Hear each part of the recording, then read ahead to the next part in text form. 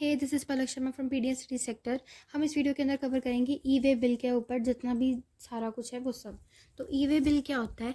ये एक electronical bill होता है,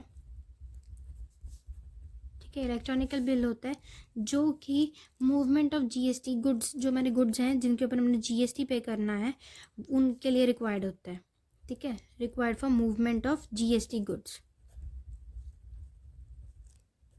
ठीक है। उसके बाद इसके अंदर वो वैल्यू के गुड्स आते हैं जिनकी वैल्यू 5000 रुपीज़ है, ठीक है। Where value of goods exceeds 5000 से ज़्यादा है उसकी, या फिर 5000 है, तो वो वाले जो गुड्स हैं उनको एग्जम्प्ट कर दिया जाएगा, वो नहीं होंगे। 5000 तक की वैल्यू जो है उनमें ई वे बिल हम पे कर सकते हैं, ठीक है। ई वे बिल जो है 5000 से ज़्यादा अमाउंट वाले गुड्स को नहीं अफोर्ड कर सकता। उसके बाद है कि हमने पर्पस क्या है ई वे बिल को बनाने का। पर्पस क्या है? पर्पस ये है कि इससे जो हमारा टैक्स इवेजन है वो हट जाएगा, टैक्स इवेजन नहीं होगा, और जो हमारे जीएसटी के लॉज हैं वो भी फुलफिल हो जाएंगे, ठीक है। क्या है? टैक्स इवेजन होगा और ensure provision for GST loss. उसके बाद है ई वे बिल का फॉर्मेट क्या है। ई वे बिल जो है उसके दो पार्ट्स में डिवाइडेड होता है, ये पार्ट ए में और पार्ट बी में। पार्ट ए के अंदर आता है उसके GSTIN, रेसिपिएंट का GSTIN, ठीक है। डिलीवरी की प्लेस, कहाँ पे हमने डिलीवरी करनी है, गुड्स की वैल्यू, ठीक है। उसके बाद HSN कोड, जो गुड्स का HSN कोड था वो, चालान नंबर, ठीक है।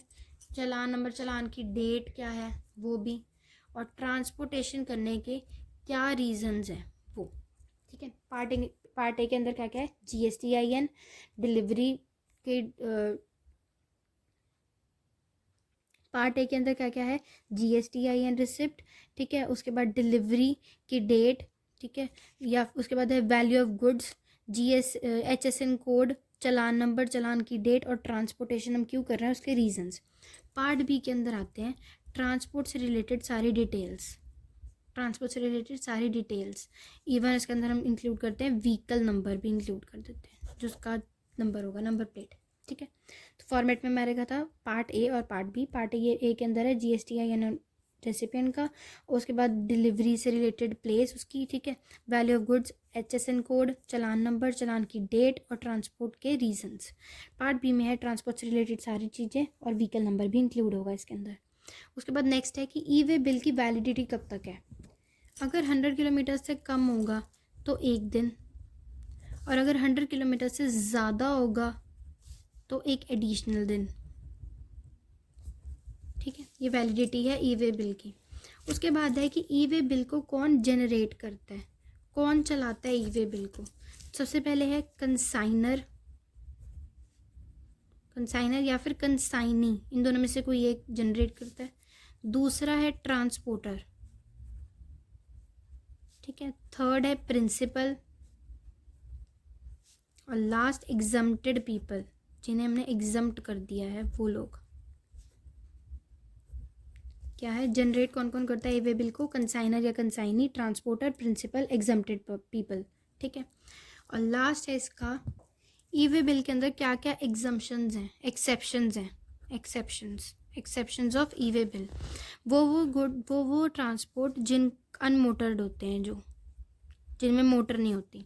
और दूसरा है पोर्ट्स, एयरप्लेन्स, ठीक है, कार्गोस, जो आइलैंड कंटेनर्स वगैरह होते हैं, जैसे जैसे पोर्ट है अब, है ना, फिर एयरप्लेन जो है वो भी एयरपोर्ट पे लगते हैं। तो ये सब चीज़ें ई वे बिल के अंदर हमने सारा कुछ कर लिया। जैसे ई वे बिल में, ई वे बिल होता क्या? इलेक्ट्रॉनिकल बिल है जो कि हमने मूवमेंट ऑफ गुड्स के लिए रिक्वायर्ड होता है। इसकी जो वैल्यू है वो 5000 से एक्सीड नहीं हो सकती। पर्पस इसका है टैक्स इवेजन हटाना और जीएसटी लॉस के प्रोसीड को फॉर्मेट करना। फिर फॉर्मेट है इसके दो, पार्ट ए और पार्ट बी। पार्ट ए के अंदर आता है GSTIN receipt, place of delivery, value of goods, HSN code, चालान नंबर, चालान की डेट, और ट्रांसपोर्ट।